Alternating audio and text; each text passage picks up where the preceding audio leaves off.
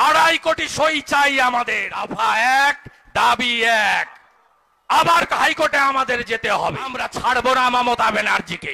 এরপরে কোথাও পারমিশন চাইবো না। নবান্ন, কালীঘাট, লালবাজার একই দিনে হবে।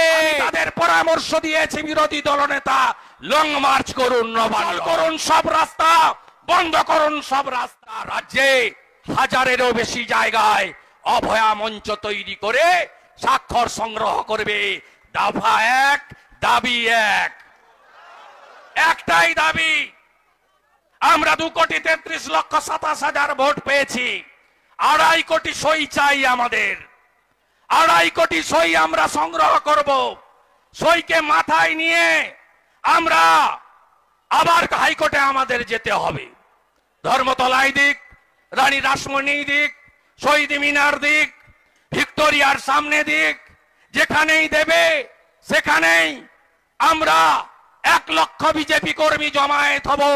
আর এমপি এমএলএরা নেতারা মাথায় করে স্বাক্ষর নিয়ে সাংবিধানিক প্রধান রাজ্যপালের কাছে আমরা পৌঁছে দেব। আমরা ছাড়বো না মমতা ব্যানার্জিকে, আমরা ছাড়বো না। আপনি কান খুলে শুনে রাখুন, আজকে হাইকোর্টের আদেশ নিয়ে এসেছি। এরপরে কোথাও পারমিশন চাইবো না, পারমিশন চাইবো না। আমি পার্টির কাছে প্রস্তাব রাখবো, পার্টি সঠিক সময়ে জানিয়ে দেবে। নবান্ন, কালীঘাট, লালবাজার একই দিনে হবে, দিনে হবে। শুধু ডেটটা পার্টি ঠিক করে জানাবে, এটা আমার পার্টির কাছে প্রস্তাব, ঘোষণা নয়। আমরা করব, আমরা করব। ইতিমধ্যে পশ্চিম বাংলার সমস্ত চাকরি প্রার্থী সংগঠন, বেকার যুবক যুবতীরা মিট করেছেন।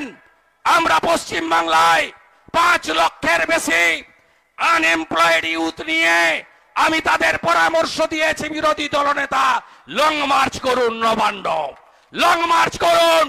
জানুয়ারি মাসে করুন, ফেব্রুয়ারি মাসে করুন, অচল করুন সব রাস্তা, বন্ধ করুন সব রাস্তা।